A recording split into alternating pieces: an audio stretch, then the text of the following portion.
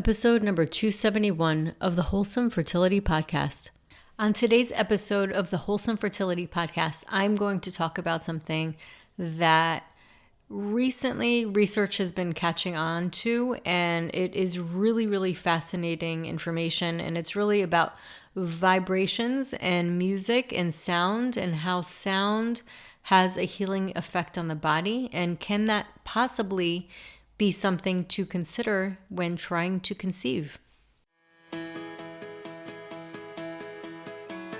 Welcome to the Wholesome Fertility Podcast. I'm Michelle, a fertility acupuncturist, here to provide you with resources on how to create a wholesome approach to your fertility journey.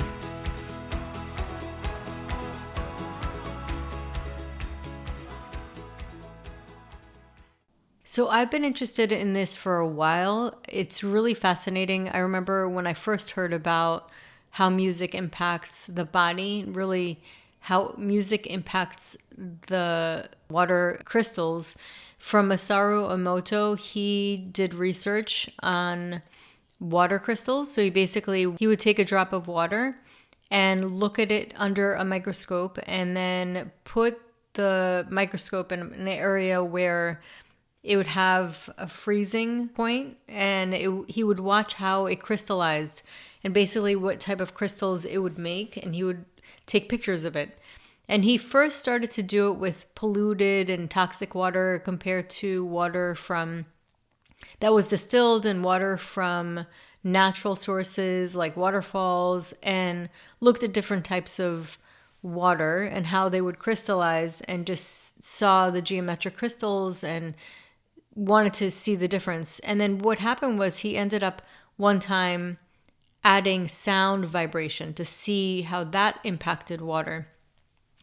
And it was fascinating what he saw. And you can look at this. It's called the hidden messages of water. You can Google it and you'll find all kinds of images to show you. And he also has a book, so you can go to Amazon and search up MasaruEmoto. He has a book called The Hidden Messages of Water. There's even a movie on it, and they show exactly how they do this research. So it's really fascinating. That was the first time I got really blown away by this. So he found that classical music generates different type of beautiful crystalline patterns, incredible intricacies, just gorgeous. It looks beautiful. It looks symmetrical, and it has a lot of intricacies and patterns that just look vibrant. And then he compared that with heavy metal music. And that was really fascinating because it actually showed very distorted crystalline formations. And I don't know about you, but my husband loves heavy metal, and I cannot listen to it if I listen to it for a couple of minutes, I start to feel completely frazzled. My energy feels like it's going all over the place. I can't focus. And what's interesting is classical music has also been shown to improve your psyche. It helps lower anxiety and also helps with focus.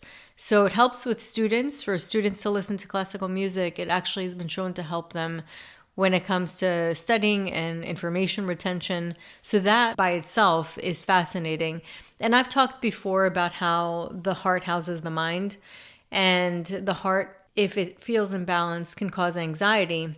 The fact that this helps water, and the fact that it helps with anxiety, for me, just as a Chinese medicine practitioner, makes me think that perhaps this is also helping the rhythm of the heart. I've talked about heart math and how there's a coherence that happens. So when music is coherent, there's a coherence and almost a formula that is underlying its design. Could that possibly impact our organs, our cells, and our heart, our rhythm? Because it is a rhythm that we're listening to, could that impact that coherence? I don't know. There was no study done on that specifically, or maybe there was and I'm just not aware of it. But that is something definitely to consider, because it sounds like it really impacts our own internal rhythm. Just like we are so sensitive to light, and light helps our rhythm, the light of nature helps our rhythm, our circadian rhythm. how can sound waves and the rhythms that it impacts, or the vibrations that it gives off, how can that impact us? And that's definitely something to consider. So I actually have a personal experience with sound waves and music. And this is because I helped my daughter do an experiment. She did a science experiment in her class. And this was when she was in elementary school. And we took 3 different plants, okay? Everything was the same type of bowl, same type of soil. Everything was the same. And we took radish seeds. And for some reason, I think it was radish. For some reason, the reason why we picked it was because it grows really well. And it was like, we looked it online and it said that was something to use if you were to use an experiment like this. And everything was exactly the same size, same everything, same amount. We even put the seeds exactly the same distance from each other, put them in exactly the same spot outside, let them grow. But actually, the second we started putting the seeds in the plant, what we did was we took each plant and moved them to the back of the house, this like room. And in that room, one plant would get classical music. The other plant would get heavy metal music. And the third plant would get nothing. And what we saw was incredible. So over time, we would do the same thing. We would just take all plants back, even the one that got nothing, but we just put no music. And at the end of, I believe it was about 6 weeks or something like that. It was like a couple of weeks. We've been taking pictures. We were taking pictures as soon as it sprouted and really tracked it. What we found was that the one with classical music did the best. The one that was with heavy metal music did second best. And the one with no vibration at all did the worst. So it was interesting because some vibration, even if it's not ideal vibration, does something. And what they found too is the same thing happened when Dr. Emoto, I believe a lot of kids did this in kindergarten. It was like an experiment that the teachers did with them. And they took rice, and they would take rice, and one rice, they would say, I love you. The other jar of rice, they would say, I hate you. And then the third, they ignored completely. And it was the same thing. The one that got ignored did the worst. It molded like black. And the one that said, that you said, I love you to, ended up doing amazing. And it would actually went into this it was like a golden yellow fermenting. So it was a good, healthy fermenting process. And so that was definitely interesting that the one that was ignored did the worst. And you think about how people would prefer negative attention over no attention. It makes you think about that as well, because it must be giving some kind of energy, even if it's negative. It still must be some kind of energy or some kind of force versus nothing at all. And I thought that was interesting as well. So even the vibration of words can impact how things respond. So words are vibration. We talk about music is vibration, but words are vibration as well. The words that as you are speaking, you hear, and the words that you're even thinking have a vibration. Just think about the thoughts that you have and how that impacts your body. And I've talked about that as well. Just like the thought itself can impact your body. So speaking of words, what was really, really fascinating, so we're talking about saying the words and actually thinking the words. What was really fascinating is that Dr. Emoto also had little vials where he would store water. So one part of his experiment was based on music. Another one was on type of water. And then what he used as sort of like his control water to start with was distilled water. And it had a very specific geometric shape that was very basic. It looked basic. It looked like a hexagon. And then what he would do was he would expose that to music, and then he would see the difference. But then he also exposed it to words, and each word would emit a different type of crystal. And the crystal with positive words would be really beautiful. And the crystals that were negative words, and some of the negative words weren't even that drastic. It would say like, you fool. And that's not like a curse word. It's putting somebody down, but it's not a curse word. But even that would come out distorted. So this is what's really fascinating to me, is that he wouldn't even say the words. It wasn't even the vibration of the actual sound of the word. He would write them down on the vial. So just the written aspect of the word had a vibration. It must have, in order to impact the crystal of the water, because water responds to vibration. So that is just insane to me. I mean, it's so fascinating how just writing down words, and I've talked about this before, because I feel like when you are manifesting or trying to really set an intention, I always recommend writing, the act of writing, because when you're writing the word and you're almost scripting it into your mind. And that's why I think that writing a letter to your spirit baby could be so powerful, because that is something that you can actually use and you can also take part in. So when you're actually moving your hand, thinking about it, moving your hand and inscripting it, and it becomes almost real when you're actually inscripting it in paper, it has another type of level of impact. And it's been shown that when you do write things down, first of all, when you're studying and you're writing something down, it actually gets more into your consciousness and your subconscious mind. And also, writing goals down has been shown to improve the chances of them being accomplished by something like 40%. So all of those things are really fascinating, things that we've been told, just the power of words, but then to actually see that there are studies that prove those things to be true. So what I do want to bring up is that just like heavy metal music has been shown to be not quite as compatible with water crystals, and we are probably 60 to 70% water, and a lot of water is yin, and yin is the feminine energy, and yin is really what surrounds a baby in a womb. And lots of our cells need water, and our cells react as well, where they can hold that vibration within them. Therefore, our bodies do respond to music. I want you to be aware of the fact that a lot of music that is out there may not be heavy metal, but there's a lot of music that is out there that may not be quite as compatible with the body. And could some of the music out there that's more mainstream, could that be another level to environmental toxins? And I'm not saying this to make anybody worried about another level of something that they have to worry about, but it's something to consider whether it's strengthening you or weakening you, or is it really helping you?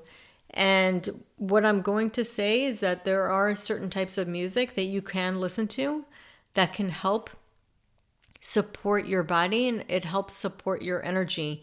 And these are ones that specifically that have been shown to help. And one of them, like I mentioned, is classical music, but the other one is called solfeggio frequencies. So it's a type of frequency and sound that can actually help impact your body in a positive way. And you can find them online. I mean, if you have like, I believe Spotify might have them, but I think you can find them even with Pandora and iTunes Music. And you can also find them, I believe, also on YouTube as well. So there are definitely really, really good frequencies, but you can also find the Schumann frequency, the Schumann sound, which is basically the Earth's heartbeat. And that too can help. Another thing that I would suggest, if you want, you can also get certain music that chant ancient mantras that come from India or Tibetan Buddhism. Those mantras have also been shown to help. And what's interesting is I saw recently, just with the Om mantra, that it creates a certain vibration, and they put water on a plate and had that sound vibration amplified from the Om mantra, just people chanting Om. And what that produced was incredible fractals that looked like these amazing mandalas, which actually kind of look like crystals if you think about it. Very similar, symmetrical, beautiful, intricacy. And it kind of makes you think about how sacred geometry works. The flower of life is a really, really great one. I have a flower of life meditation. It has basically visuals of a kaleidoscope while it's guided through. And that is on my hypnosis membership. That's one of the things that I have on there. But it is super powerful because if you look at the flower of life, it is basically, it looks like a much more geometrical aspect of an embryo. So it's really fascinating because you could just take this down a whole rabbit hole. But yes, become aware of what you're listening to, the vibrations, and at least experiment with different types of music and start playing it around your house or even listening to them. But I feel like it's important to play it out in the environment because your body, if you're just listening to it, you're just putting it in your ears.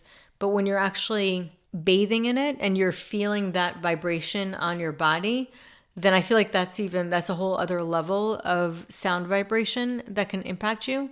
But also you could start doing something called seed mantras. You can go online. There's a mantra really for every chakra. You can do each one from chakra 1 to all the way to your crown chakra. Try different ones. Try different sounds. Om, if you can't think of anything else, just even Om. And start humming, because what they found is by humming, you can stimulate your vagus nerve. And the vagus nerve is so impactful for so many important aspects of our body, and one of them being digestive health and sleep, and it really calms your nervous system. So it has tremendous benefits to activate. And the current world that we're living in, and just also the patterns that we're part of, and like just the schedule, the information overload can really impact the nervous system. And I feel like unless you're being proactive about balancing that out, then most likely you're going to get imbalanced just by living in this world, unfortunately. Hopefully one day it's going to start to become a little more compatible with our bodies, but that is just what it is. So it's important to really educate yourself and kind of learn different tools and ways to counteract all of the stressors that we're dealing with. And the stressors can come in so many different ways. So I thought this would be an interesting episode to talk about, because this is a whole other dimension that can work for us or against us depending on what it is that we're exposed to. So I thought vibration might really be impactful. And I feel like, I guess my guess is that it's probably really good for fertility to listen to things like classical music, or at least solfeggio frequencies, at least a couple of times a day, or even once a day, something, or even chanting. Sometimes if you're driving, just chant. Turn off the music for a little bit and just chant. Chant Om, and try chanting it a couple of times. Number one, it is going to slow down your breathing. When you slow down your breathing, you slow down your mind, you calm your mind, and you get more grounded. So chanting forces you to breathe slow and deep. But the vibration happens inside your body, and it vibrates to all of your cells. So you feel afterwards like you're getting an internal massage. So I highly recommend trying to chant Om for a minute. Just repeat it up until you get to a minute, and then pause and just get quiet afterwards and feel how your body feels. It will feel incredible. It feels like an internal massage that is subtle, and it's a completely different type of feeling. And it also helps, I think, after chanting. It's interesting that they used to do this right before yoga and after yoga.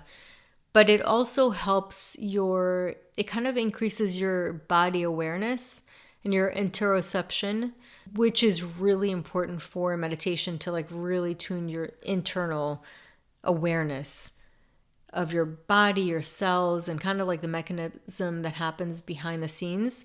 So I highly recommend trying that out. Just do an experiment, see how you feel, and see how that impacts your psyche, how that impacts your body, and even how it impacts your sleep or even relationships. I don't know. I would imagine it helps everything. So I hope this works for you. If you find anything interesting to note, reach out to me, DM me on Instagram, and you can find me at the Wholesome Lotus Fertility. Just DM me and then let me know you listened to this episode and that you tried it out and whatever interesting things that you noted. So thank you so much for tuning in today. I hope you have a beautiful day. So that concludes today's episode. You can find all of the links mentioned on the episode notes. If you're enjoying these episodes, please take a moment to share and leave a review. Reviews mean everything to podcasters, and I really enjoy hearing from my listeners. You can also find me on my website at www.thewholesomelotus.com or email me at info@thewholesomelotus.com. I love hearing from my listeners. If you're interested and want updates as well as a free ebook on my top 10 fertility boosting habits, you can visit my fertility page on www.thewholesomelotus.com. I thank you so much for listening in and hope that you have a beautiful day.